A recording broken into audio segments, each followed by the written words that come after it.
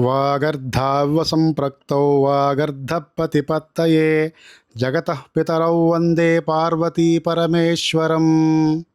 పరమేశ్వర కృపతో ఈరోజు మరొక ఆధ్యాత్మిక వీడియోలోకి వెళదాం. అత్యంత విశిష్టమైన పశ్చిమ ద్వార శివాలయ దర్శనం చేస్తున్నాం.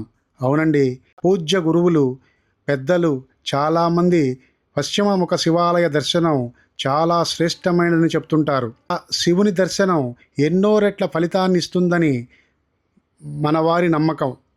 ఈ శివాలయం నెల్లూరు నగరానికి చాలా దగ్గరలో ఉన్నప్పటికీ చాలామంది భక్తులకు ఈ శివాలయ విశిష్టత తెలియదనే చెప్పుకోవాలి. ఎవరికైనా తెలిసి ఉంటే కామెంట్ రూపంలో తెలియజేయండి. ఇక వివరాల్లోకి వెళితే, ఈ దేవస్థానం నెల్లూరు జిల్లా ముత్తుకూరు మండలం కృష్ణపట్నం గ్రామంలో ఉంది. ఈ దేవస్థానం చాలా పురాతనమైనది. ఈ దేవస్థానంలో పరమేశ్వరుడు పశ్చిమముఖంగా శ్రీ కామాక్షీదేవి సమేత సిద్ధేశ్వర స్వామిగా పూజలు అందుకుంటున్నారు. ఇక్కడి దేవస్థానంలోని శిల్ప సంపద చూపరులను ఆకర్షిస్తుంది. దేవస్థానంలోని శివలింగము, అమ్మవారు చాలా సుందరంగా ఉంటారు. చూస్తున్నారుగా ఈ శివాలయం ఎంత పురాతనమైన కట్టడమో. స్వామివారి ధ్వజస్తంభ దర్శనం స్వామివారి దర్శనంలో కొంత పుణ్యాన్ని ఇస్తుందని గతంలో మనం చెప్పుకున్నాం.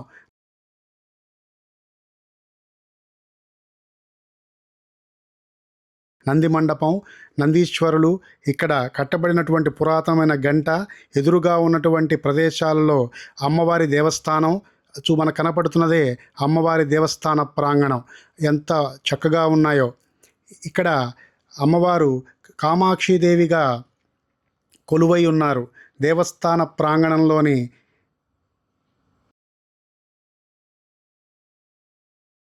శిఖరము మరియు ఆ నంది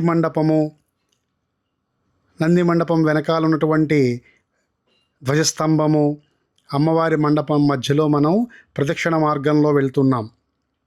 తరువాత ఈ దేవస్థానంలో ఉత్తరముఖంగా ఒక మండపము, పశ్చిమముఖంగా ముఖమండపము ఉన్నాయి. పశ్చిమ ముఖమండపంలో ఉన్నటువంటి శిల్పకళ చాలా చక్కగా ఉంటుంది, చాలా పురాతనమని తెలుస్తుంది. ఇప్పుడు మనం ప్రదక్షిణ మార్గంలో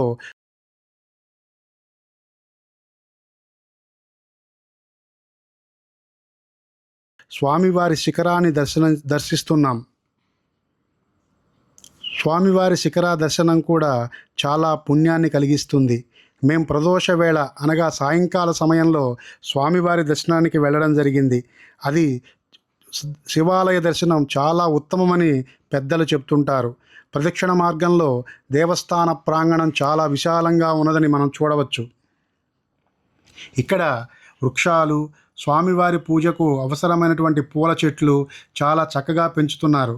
స్వామివారి శిఖరం దర్శనం చేస్తూ ముందుకు సాగితే ఆలయ పరిసర ప్రాంతాలు ఎంత పెద్దవిగా ఉన్నాయో మనకి అర్థమవుతుంది. ఇక్కడ స్వామివారి దేవస్థానం మంచి రంగులతో తీర్చిదిద్దినట్టు తెలుస్తోంది.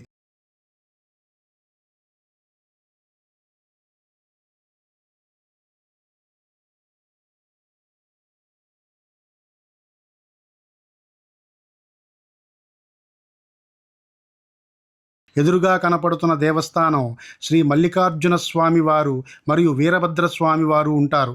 సాయంకాల సమయంలో ప్రశాంత వాతావరణంలో ఈ వీడియో చిత్రీకరించడం నిజంగా మా అదృష్టమని చెప్పాలి. మల్లికార్జున స్వామి సంబంధించిన ధ్వజస్తంభం మరియు నందీశ్వరుల వారిని మనం ఇప్పుడు దర్శిస్తున్నాం. ఆలయ ప్రాంగణాన్ని మనం 4 వైపుల నుంచి చూస్తున్నాం. ఇక్కడ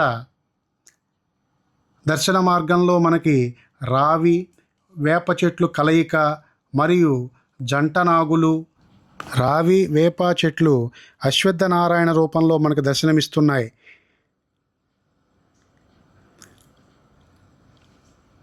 చూశారుగా వృక్షాలు ఎంత చక్కగా ఉన్నాయో.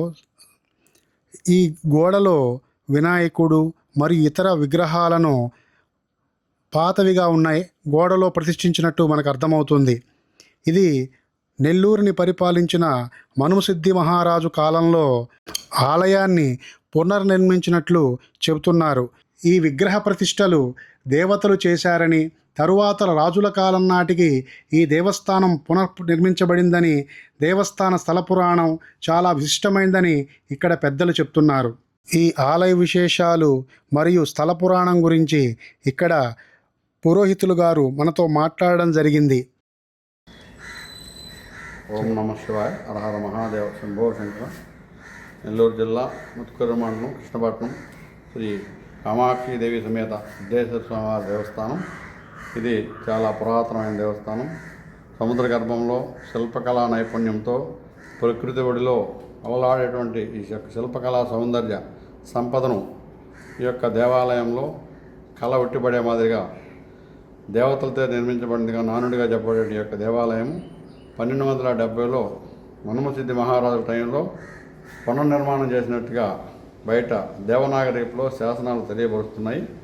ఆ యొక్క శాసనాల్లో ఉండేటువంటి సారాంశం ఏంటంటే, ఈ యొక్క దేవాలయాన్ని మనుమసిద్ధి మహారాజు 1270లో పునర్నిర్మాణం చేసినట్లుగా, ఈ యొక్క దేవాలయం అప్పటికే శిథిలావస్థకు వచ్చినట్లుగా, అప్పుడు ఈ యొక్క దేవాలయాన్ని పునర్నిర్మాణం చేసినట్టుగా శాసనాలు చేస్తుంది. అప్పుడు ఈ యొక్క దేవాలయానికి ఆలనాపాలన అంతా కూడా కృష్ణపట్నం పోర్టు అప్పుడే వ్యాపారాలు జరుగుతున్నట్టుగా, ఓడ వ్యాపారాలు జరుగుతున్నట్టుగా, ఆ ఓడల్లో వచ్చేటువంటి ఆదాయంలో రూపాయలు 4 వంతు దేవస్థానానికి ఈ యొక్క నిత్య ధూపదీప నైవేద్యాలకి, కొలువులు, భజంత్రీలు, అదేవిధంగా అన్ని రకాల వాళ్ళు ఈ యొక్క కార్యక్రమాలను జరిపేదానికి నిర్వహించి మిగిలిన పైకంతో మాన్యాలు కొనుక్కుంటూ వస్తున్నట్టుగా రాశారు. ఆ యొక్క మాన్యాల్లో వచ్చేటువంటి ఆదాయంతో దేవాలయాన్ని డెవలప్ చేసుకుంటూ ఈ యొక్క దేవాలయం సిద్ధేశ్వర స్వామి మరియు వేణుగోపాల స్వామి దేవస్థానం 2 జాయింట్ ప్రాపర్టీ. ఆ యొక్క పొలాలు ప్రస్తుతం రిలయన్స్ కంపెనీకి పవర్ ప్లాంట్ నిర్మాణం కోసం భూసేకరణలో పూర్తిగా పొలాలు పోయినందువల్ల ధన రూపాయలు వివిధ బ్యాంకుల్లో డిపాజిట్లు ఉన్నాయి.